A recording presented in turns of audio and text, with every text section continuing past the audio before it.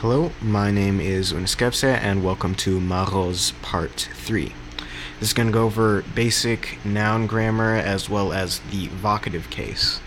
So in terms of nouns, this is the example for today. So ekna means person. So with the standard case markers, they are the same as with the pronouns. So na at the beginning is ergative, and o at the beginning is genitive. Everything else comes at the end. Se for accusative, at for absolutive, im for dative instrumental, and ka for locative. So in order of the examples, so na ekana means the person or the person. There is no definite article in Maroz. So na ekana means person, ergative case. Then accusative, ekana se, or ekana se. Then ekanat at, for absolutive. Notice how the particle is just the letter T because already is at the end of ekana. Then ekana im or ekanim. So either way works for the dative instrumental case. Then o ekana, easy. Then locative, ekana ka. And notice these are two words, so you do not stress this part as if it were one word. So ekana ka. Then in terms of the topic marker, this is the only thing that is different regarding standard nouns as opposed to pronouns. So the miscellaneous topic marker is still ma, and you can use that in any context, but to be more specific, you still use ma for the mid and familiar registers, but for the high register you would use nai, and then for the vulgar register you'd use atas, and these are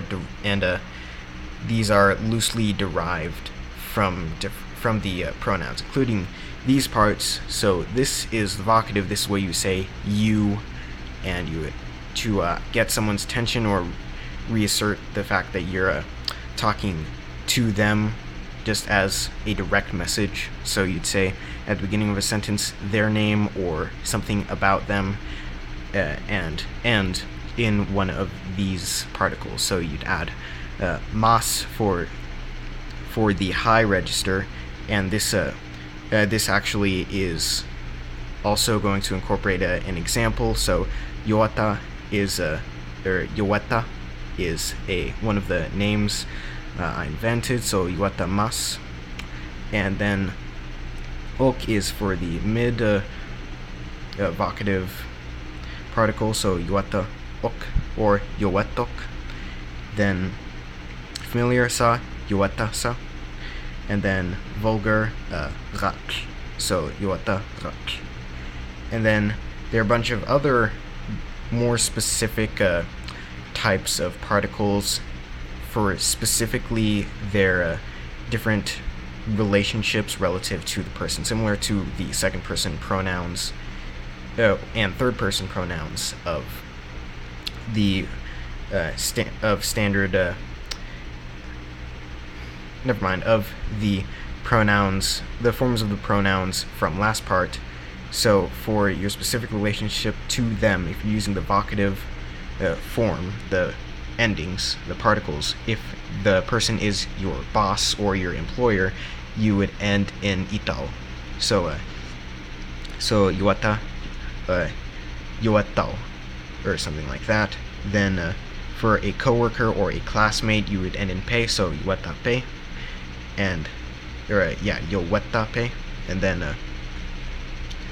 then for a government worker, such as anyone including a police officer, judge, anything like that, so you'd end in izo or just zo. So yoweta zo. Then for a family member, you would end in yopech or just pech.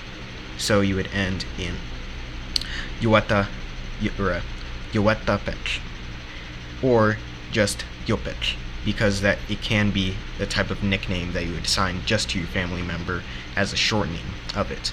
And then for the priest, so the status of priest, so this is actually in the Kong culture that I'm gonna make on it. It's actually a society of bird people who live in floating islands in the sky, and I'll explain all of it in a later part. But anyway, there are these people called priests who have a special status in the general community of those who speak Maroz, and at that point they have special names, and in that case you just would add the name to sho or asho. And yeah, that's it for Maroz part 3.